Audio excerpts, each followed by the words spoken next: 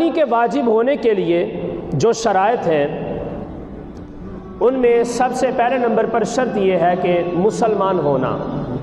مسلمان بندے کے اوپر قربانی واجب ہے، غیر مسلم کے اوپر قربانی واجب نہیں ہے. یہاں تک کہ اگر کسی بندے نے اس قربانی کے جانور کے اندر حصہ ڈالا ہے کہ جس کے 7 حصے ہوتے ہیں، گائے ہے، بھینس ہے، بچڑا ہے یا اونٹ ہے، جس جانور کے 7 حصے ہوتے ہیں قربانی کے اندر، اگر ان 7 حصوں میں سے کوئی ایک حصہ کسی کافر نے اپنے لیے خاص کر لیا تو جتنے بھی افراد اس قربانی کے اندر شامل ہوں گے ان سب کا وہ عمل ضائع ہو جائے گا. تو پہلے نمبر پر شرط جو ہے قربانی کے لیے وہ ہے کہ مسلمان ہونا. مسلمان بندے کے اوپر قربانی کرنا پہلے واجب ہے. نمبر 2، عاقل ہونا، عاقل اور بالغ ہونا. یعنی کہ عاقل اور بالغ سے مراد اس کی 2 کیفیتیں ہیں. پہلی کیفیت تو یہ ہے کہ بندے کی نوعیت اور کیفیت ایسی ہو کہ جب شریعت کے احکام اس کی طرف متوجہ ہو جاتے ہیں، جب وہ شریعت کے احکام کا مکلف بن جاتا ہے کہ اگر وہ ادا کرے گا تو ثواب ہے، اگر ادا نہیں کرے گا تو قیامت کے دن اسے جواب دینا پڑے گا. یہ وہ خاص کیفیت ہوتی ہے جس کو آج کل ہمارے معاشرے کے اندر بلوغت کہا جاتا ہے کہ جب بندہ بالغ ہو جاتا ہے. اس بالغ سے بھی مراد یہ ہے کہ بندے کی عقل اس مقام تک پہنچ جاتی ہے کہ وہ اچھے اور برے کے اندر فرق کو سمجھتا ہے، حرام اور حلال کے اندر فرق کو سمجھتا ہے. یہ ساری چیزیں حق اور باطل کے اندر اس کو فرق چونکہ پتہ چل جاتا ہے، محسوس ہو جاتا ہے، تو اس لیے اس بندے کو بالغ کہا جاتا ہے. تو اسی بندے کو عاقل بھی کہتے ہیں.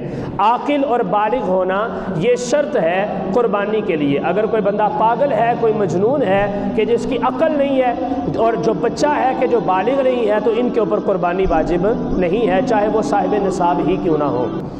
اس کے بعد تیسری شرط ہے مقیم ہونا. مقیم ہونا، مسافر کے اوپر قربانی واجب نہیں ہے. اب مسافر اور مقیم سے کون شخص مراد ہے؟ یہ بڑا غلط المشہور مسئلہ ہمارے معاشرے کے اندر یہ بھی پایا جاتا ہے. آج اس کی بھی وضاحت ہو جاتی ہے، توجہ سے سماعت فرما لے کہ مسافر کس کو کہا جاتا ہے اور مقیم کس کو کہا جاتا ہے.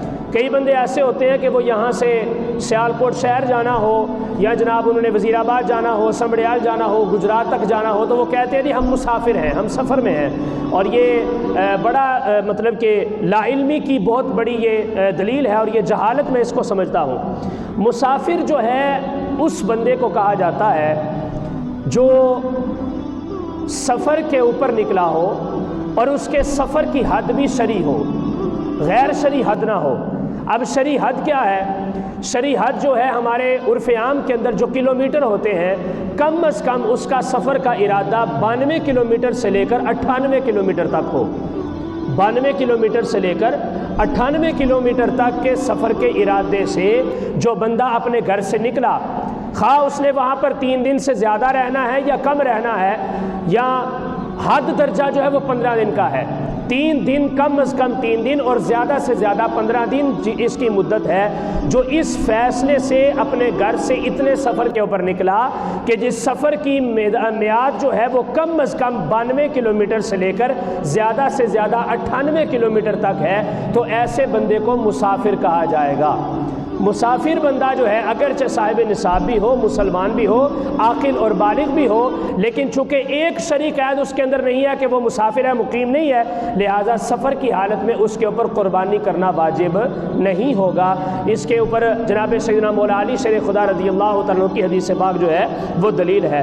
ہاں اگر وہ اپنی طرف سے، چونکہ وہ صاحب نصاب ہے، اس کے پاس پیسہ ہے، دولت ہے، اگر وہ چاہے تو اپنی طرف سے قربانی کی نیت سے اگر وہ جانور کو ذبح کرے گا، تب بھی اس کو قربانی کی عمل جو ہے وہ چونکہ اس کے اوپر واجب ہی نہیں ہے، لہٰذا اس کو نفلی صدقہ کرنے کا ثواب ہو جائے گا.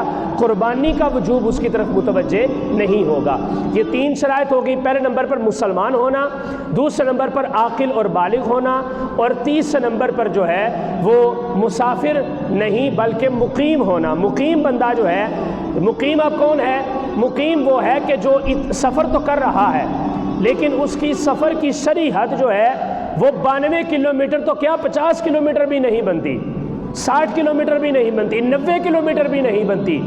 تو یا 90 کلومیٹر تک یا 91 کلومیٹر تک کوئی بندہ سفر کے اوپر نکلا ہے تو وہ بندہ مسافر نہیں ہے، وہ مقیم ہوگا. کم از کم 92 کلومیٹر کی حد ہے، 92 کلومیٹر سے لے کر 98 کلومیٹر تک جو بندہ سفر کے اوپر نکلا ہوا ہے، ایسے بندے کو مسافر کہا جائے گا۔